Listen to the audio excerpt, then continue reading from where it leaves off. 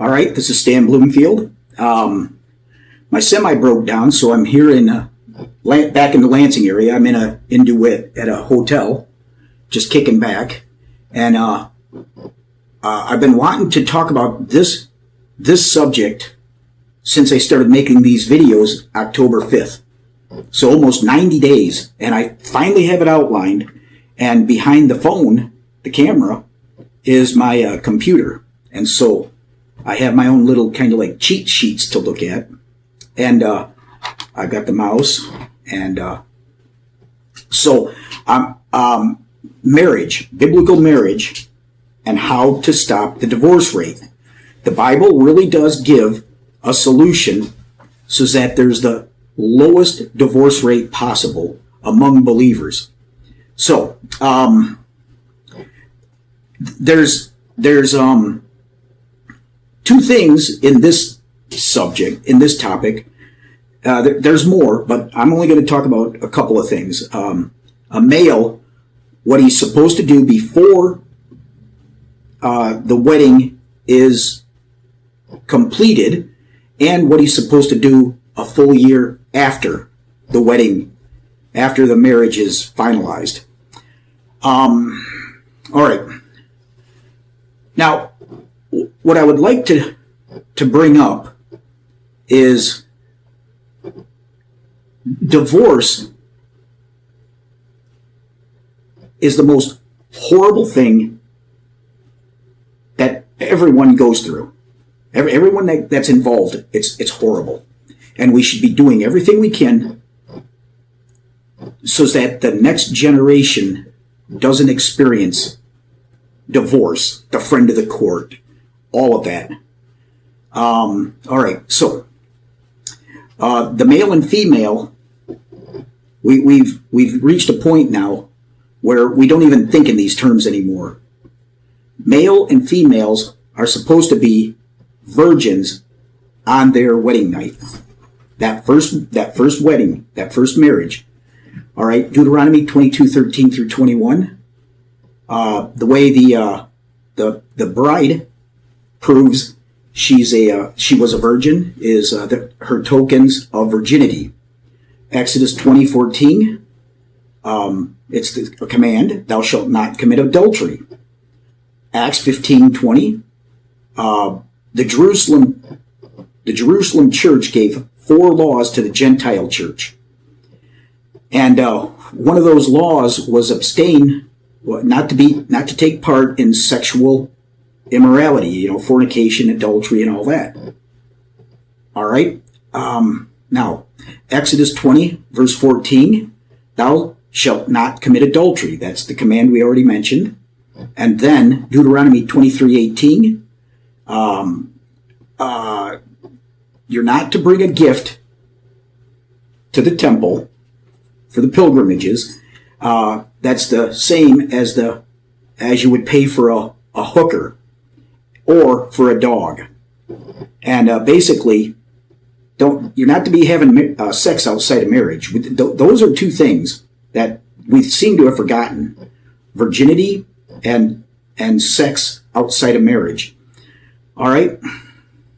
Now, Deuteronomy 7:1 through 4, pagans in the promised land. Okay, when the Hebrews were told, go in and take the promised land, they were told to wipe everybody out. And it was almost like Moses and God, they knew it wasn't going to happen. And so the Lord God told Moses to tell him, you're not the Hebrews are not to marry their children, male or female, into the pagans that are in the promised land, and the people in the promised land, don't let your children marry them. All right, and then 2 Corinthians 6:14, we're not to be unequally yoked. Okay, a Baptist is going to have a rough time if he marries a Catholic or a Jew or a Muslim. And so we unequally yoke ourselves when we marry our spouse, and he or she comes from another faith. Okay, so we don't marry outside our faith. Now, parents are supposed to have a prominent role in who their children marry, and that's because it's called family, and it used to be that way in America. Okay, when a child, a male or a female, literally go out and marry a spouse that is the exact opposite of the family,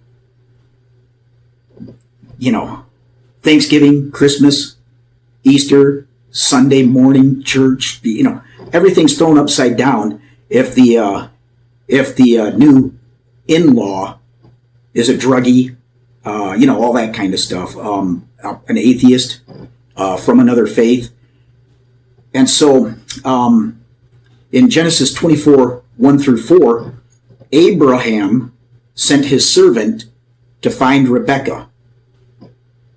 All right, Genesis 20, to find Rebekah for Isaac, so that Isaac wasn't marrying outside of the faith. Okay, Genesis 28, 1 through 2, Isaac tells Jacob to go find Rachel with Laban. And then in Genesis 29, 14 through 20, Laban deceives Jacob by giving him Leah first, and then he had to work another 7 years for Rachel. And when, okay, now,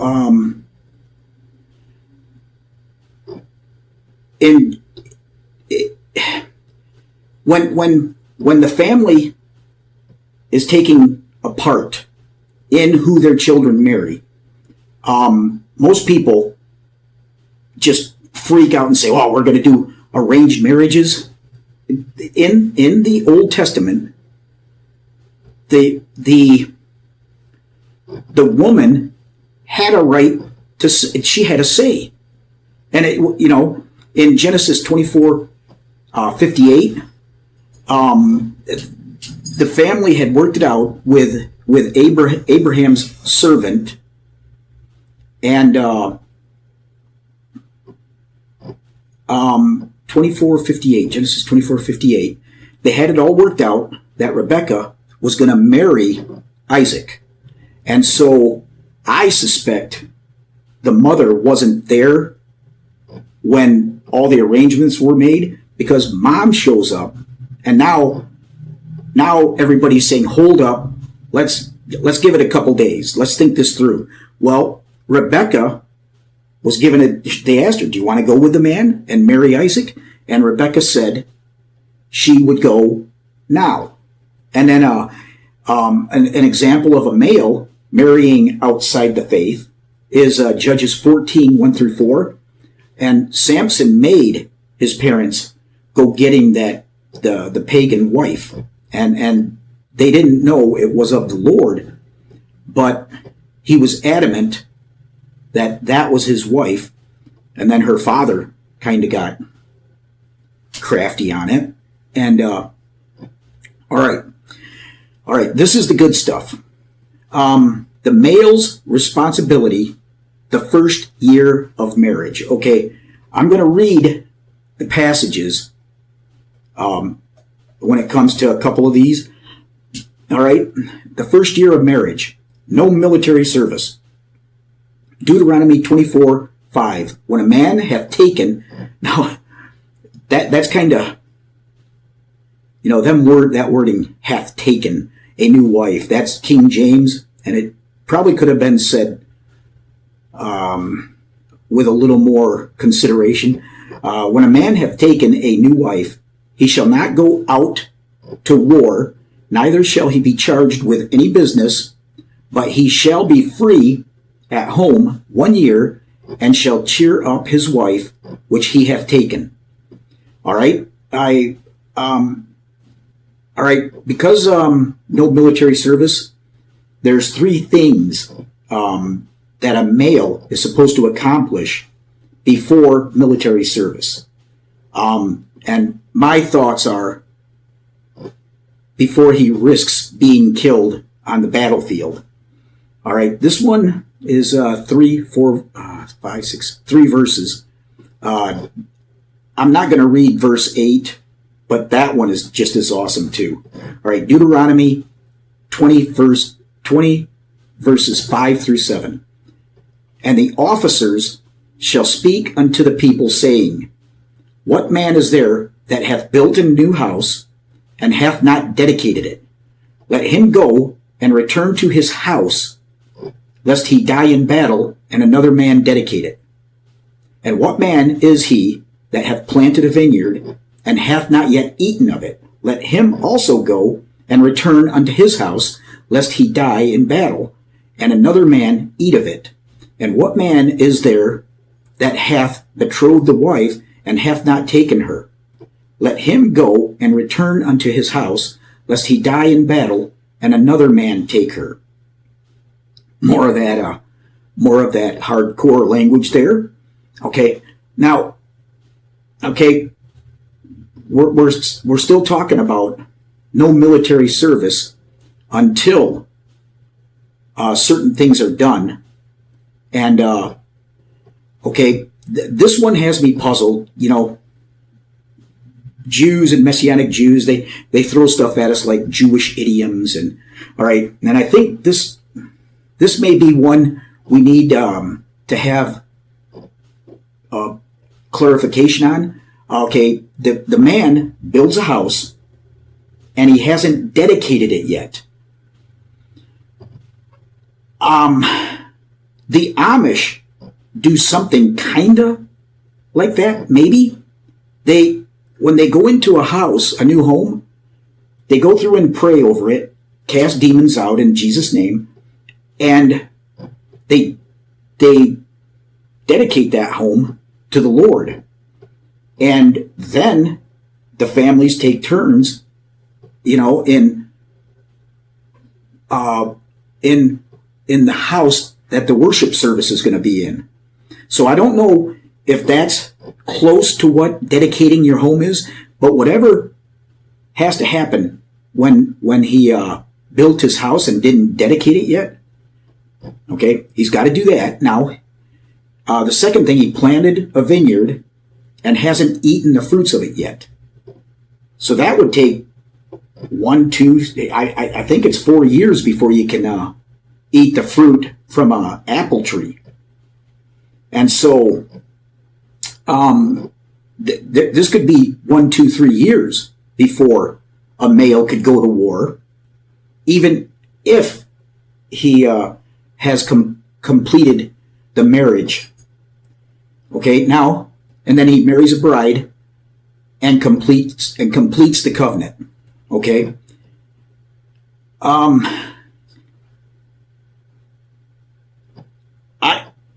I have a theory about this, that the Old Testament is suggesting that there are certain things that a male has to do, and then he can go out and risk being killed on the battlefield. Okay, that's kind of a neat thing. Let's see. All right, this one is. I did a Google search about a month ago. What is the yearly divorce rate for 2024? And Google said the claim that the yearly divorce rate is 50% is not true. And I can't remember, but I think it said something like 40% was the actual yearly divorce rate. Well, in the 80s, 90s, 2000s, you know, up until we got AI, the divorce rate was roughly 50% every year. And that would mean if there was 100,000 marriages in 2025, there would be 50,000 divorces mainly from people that were married prior to 2025. So there'd be that's the 50% yearly divorce rate, not 50% of the 100,000 new marriages in 2025 are going to end in divorce. It takes 2, 3, 4, 5, 10 years for a marriage to end. All right, number 2. Okay, the first thing a male has to do is no military service until he does those 3 things. Now, number 2, the groom will not engage in business, and I'm including employment. When it says business, the first year of marriage. And when it says the year, I believe that's the lunar year, 354 days, 13 lunar months. Now, Deuteronomy 24:5, we read this earlier. When a man hath taken a new wife, he shall not go out to war, neither shall he be charged with any business. Okay? Let me see what that is. 24:5. Okay, he shall not be charged with any business, but he shall be free at home 1 year, and shall cheer up his wife which he hath taken. All right? The part of cheering up his wife,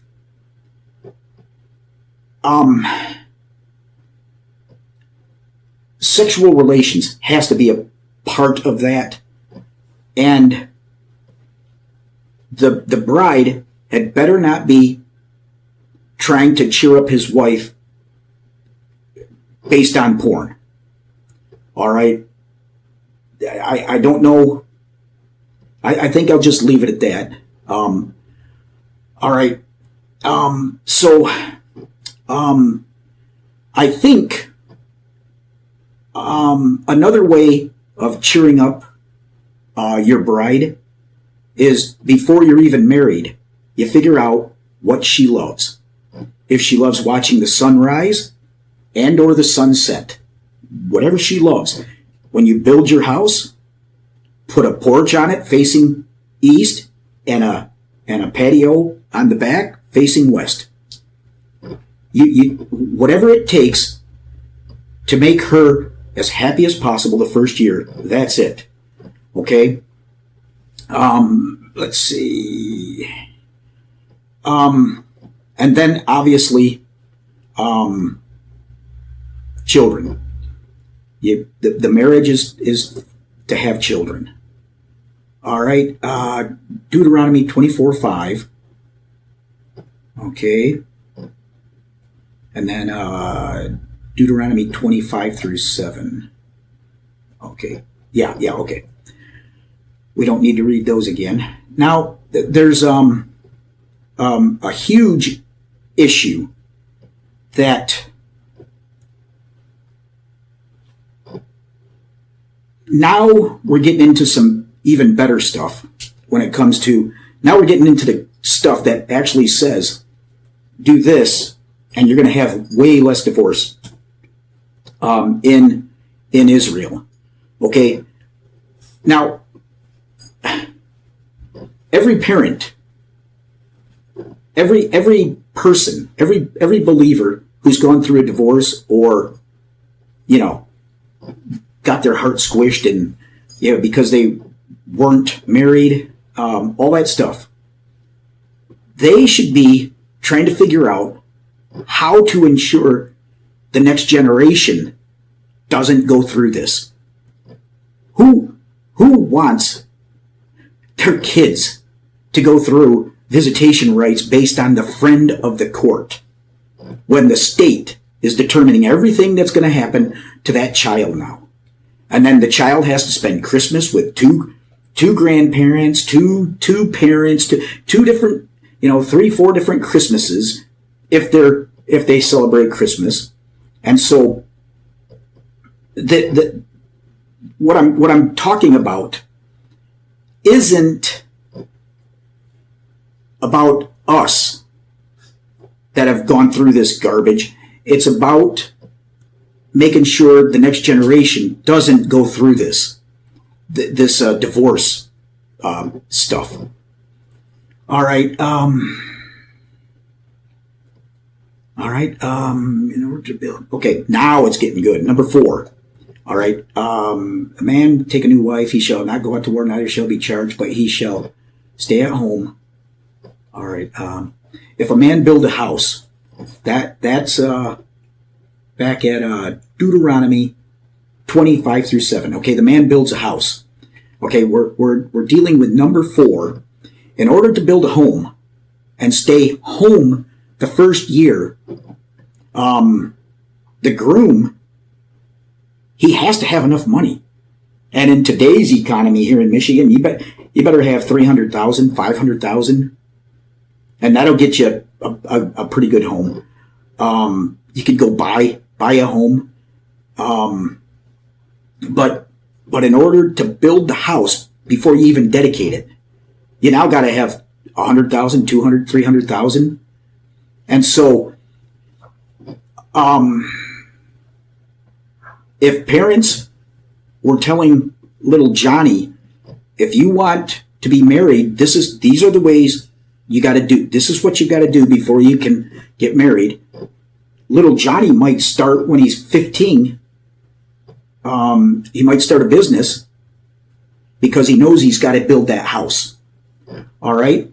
Now, if he has to take a full year off, that means he's got to have 1 year's wage to cheer up his wife with. Okay? So now we're talking, in today's economy, $40,000, $50,000 after taxes. Okay, so now he's up to $250,000 to $350,000. All right? Now he needs, once the year is done, and now he can, and his house is dedicated, he's eaten of his vineyard. Now he can serve in the military, but after the year is done, he can also get a job or continue his business that he had before, because he has to have enough money to transition back into work. All right. Okay. He also needs enough money if he dies in battle, so that his wife and kids don't end up being sold as indentured servants. All right. Now, all right, this is the part. Now it's starting to get into divorce. The groom also has to have enough money to give to his divorced wife if he divorces her. All right, now I should have put this one up ahead earlier, with the parts about being unequally yoked. Okay, males and females, we're not to put ourselves in compromising positions. All right, none of you, Leviticus 18:6, none of you shall approach to any that is near of kin to him to uncover their nakedness. I am the Lord. Yeah, guys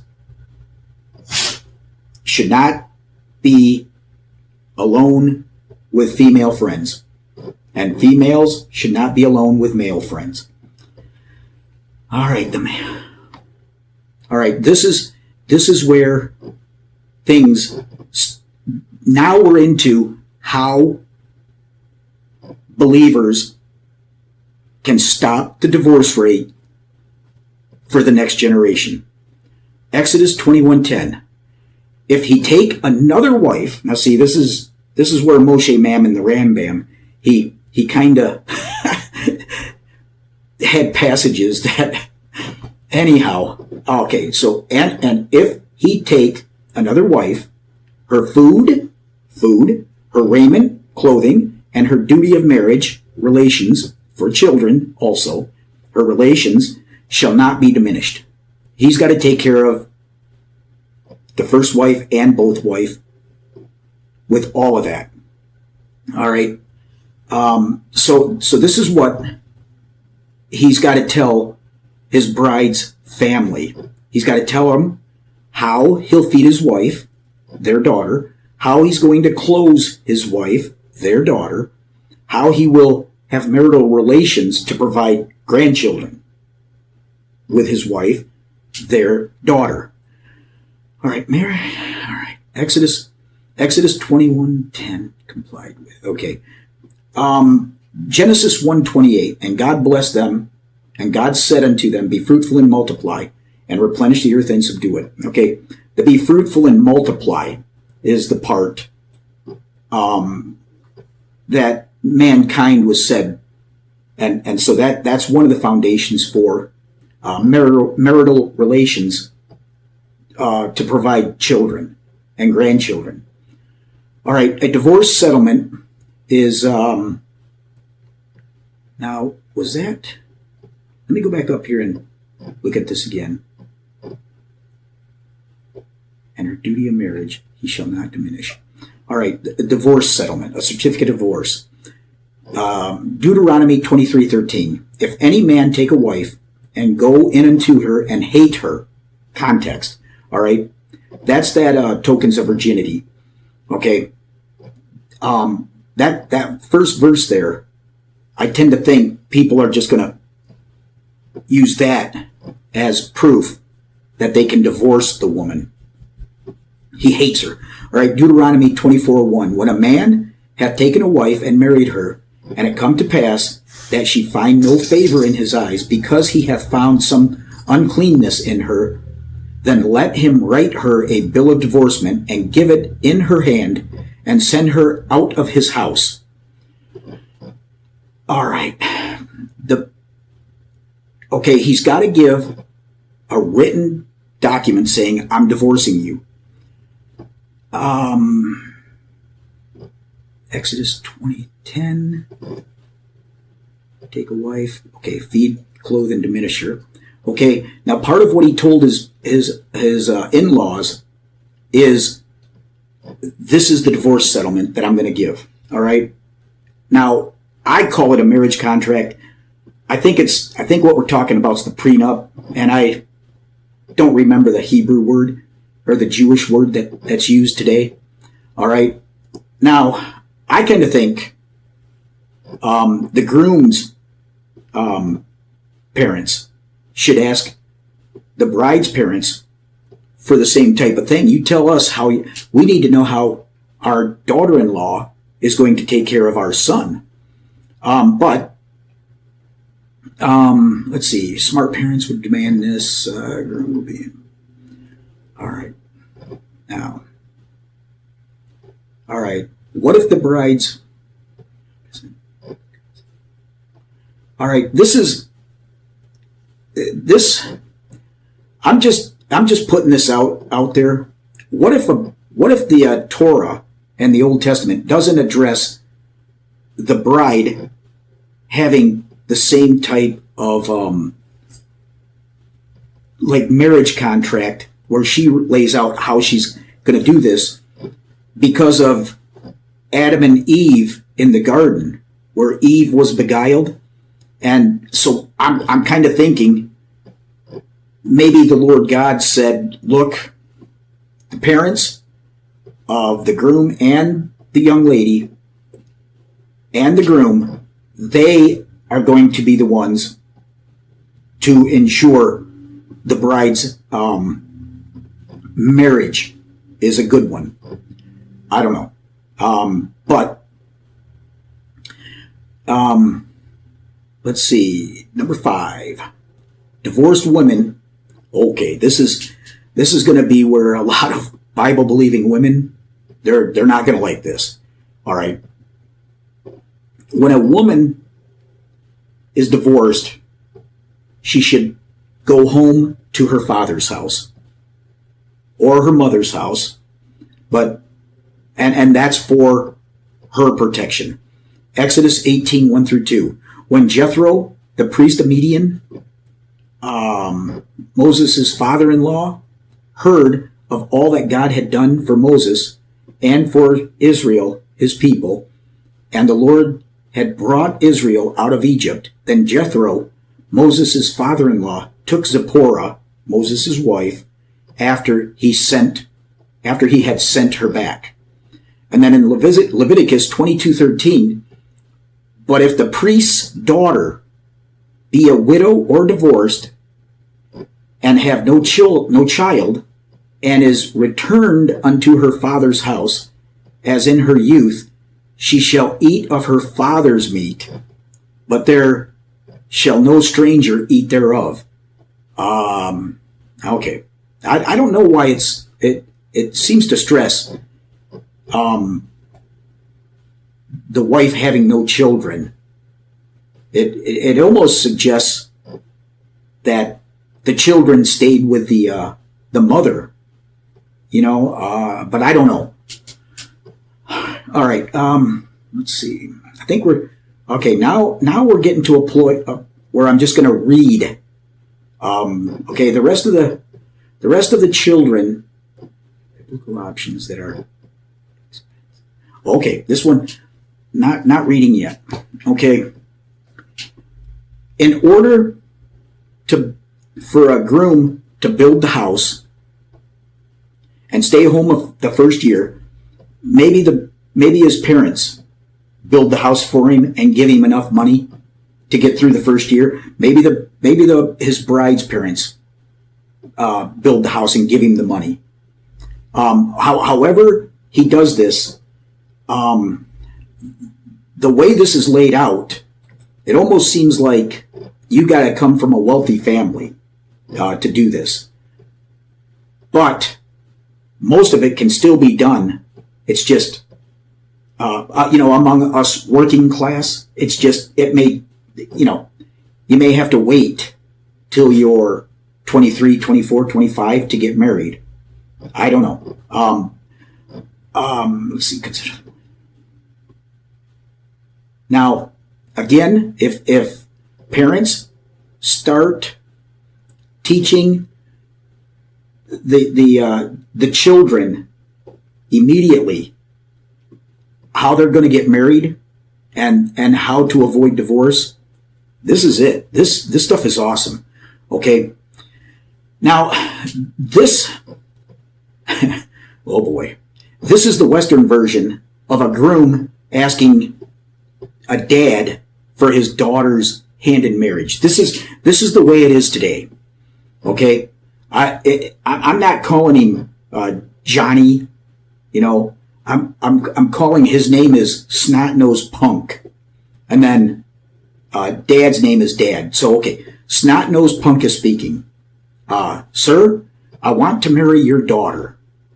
Dad, how do you plan on giving my daughter the best life possible? Snot-Nosed Punk, sir, I've always wanted to be the maintenance man for the pin setter and ball return at our local bowling alley. I know it doesn't pay a lot, but I will get your daughter the finest food and clothing the dollar stores and Walmart offers. The food stamp card will get us more food, like 2-liter bottles of Mountain Dew.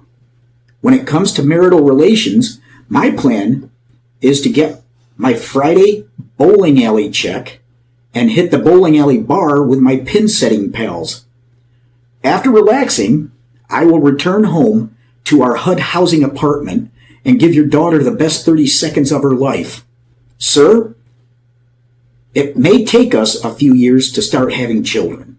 Rest assured, we will give you the best grandchildren government assistance provides.